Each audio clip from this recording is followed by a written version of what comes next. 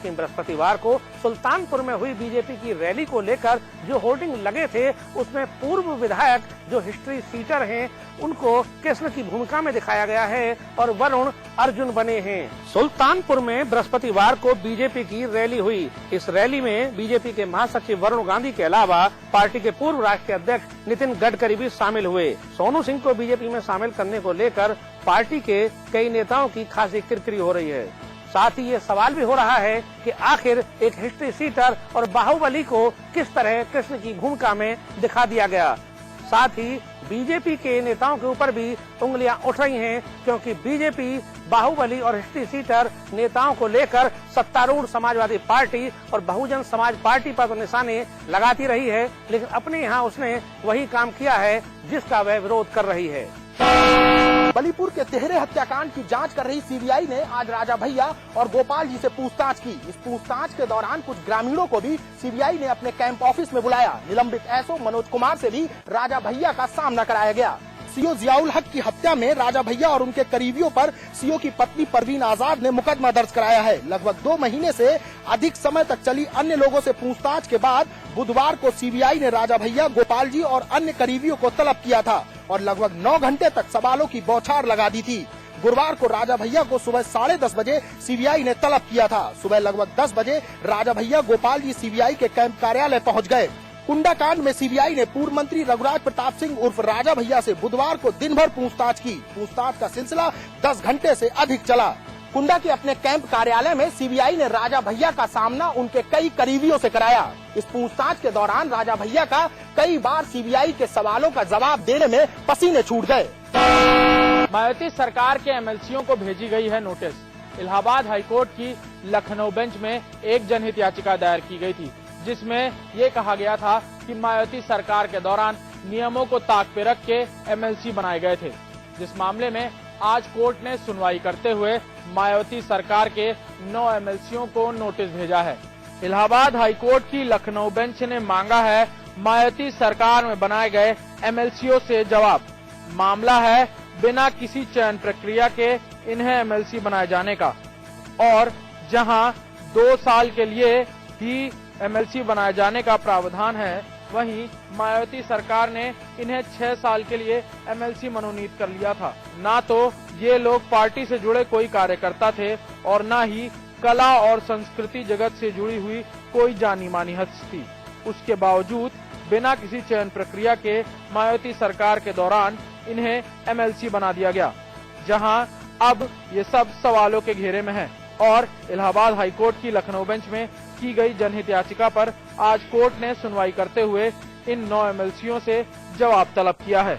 इस मामले में अगली सुनवाई जुलाई के तीसरे हफ्ते में की जाएगी। पूर्वांचल में लगातार अपराध की घटनाओं को बढ़ते हुए देख प्रशासन के हाथ पांव फूलने लगे हैं। ऐसे में आज बसपा सांसद और सपा विधायक के गाड़ियों पे लगे हुए फिल्म को प्रशासन ने उतरवा दिया। 2002 में बसपा सांसद धनंजय सिंह पर जानलेवा हमला हुआ था, जिसमें मुख्य अभियुक्त बनाया गया था अभय सिंह को, जो वर्तमान में सपा के विधायक हैं। तब से ही जिला प्रशासन और प्रशासन अमला इनके पेशियों पे लगातार चौकसी बरतता रहा है। ताजा मामला आज देखने को मिला जब वाराणसी की कोर्ट में आज इन दोनों लोगों की पेशी हुई। पेशी के दरमियान आए समर्थकों के साथ ढेर सारी गाड़ियों का काफिला था, जिसमें प्रशासन ने कड़े रुख अपनाते हुए तत्काल इन गाड़ियों के ब्लैक फिल्म उतरवा दिए। वहीं सपा के विधायक को और बसपा के सांसद को प्रशासन ने हिदायत भी दे डाला कि दोबारा अगर इस तरह की चीजें पाई गई तो कड़ी कार्रवाई हो सकती है।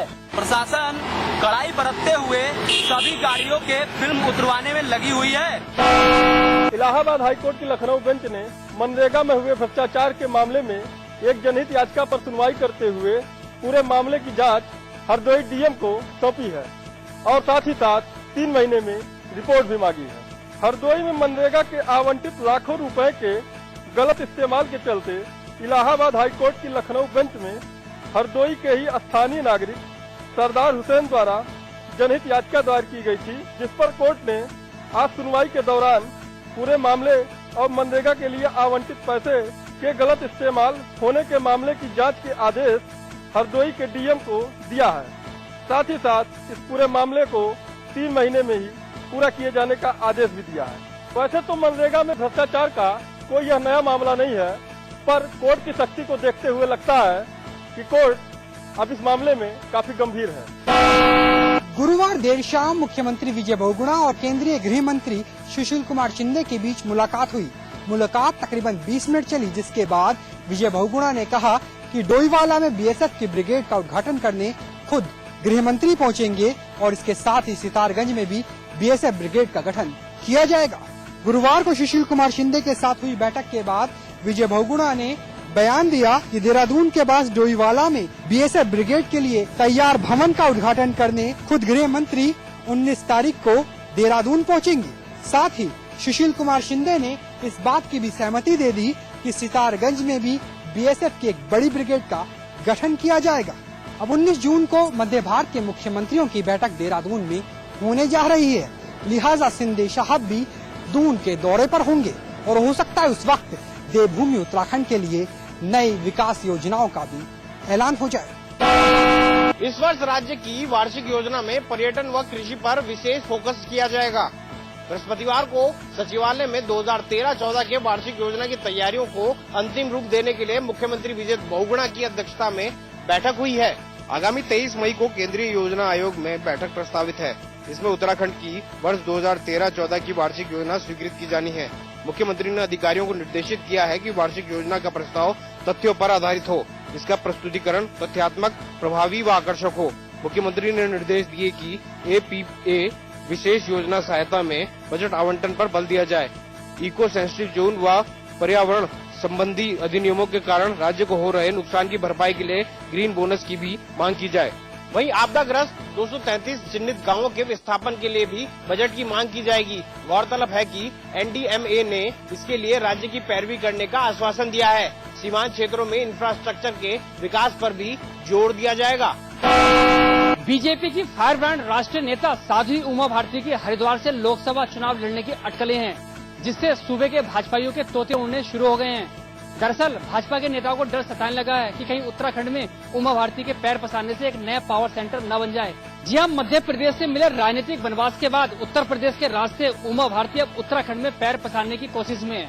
अटकलें लगाई जा रही है कि उमा भारती हरिद्वार लोकसभा सीट से चुनाव लड़ेंगी, जिसे लेकर उत्तराखंड भाजपाइयों में हड़कंप मचा हुआ है। पार्टी के राष्ट्रीय सचिव त्रिवेंद्र सिंह रावत का कहना है कि उमा भारती ने राष्ट्रीय नेतृत्व से एक अनुशासित कार्यकर्ता के नाते अपनी इच्छा जताई है, लेकिन अंतिम फैसला खुद हाईकमान को करना है। हालांकि प्रदेश अध्यक्ष तीरथ सिंह रावत का कहना है कि पार्टी हाईकमान का निर्णय स्वीकार किया जाएगा, लेकिन अंदर ही अंदर सबको ये चिंता सता रही है कि उनके यहाँ आने से कहीं एक पावर सेंटर न बन जाए। केंद्रीय नेतृत्व को ये डिसीजन लेना पार्लियामेंट्री बोर्ड केंद्र का है, उसको जो वो कहेगा तय करेगा। दरअसल उत्तराखंड में कुल जमा 5 लोकसभा की सीट और एक राज्यसभा की सीट है।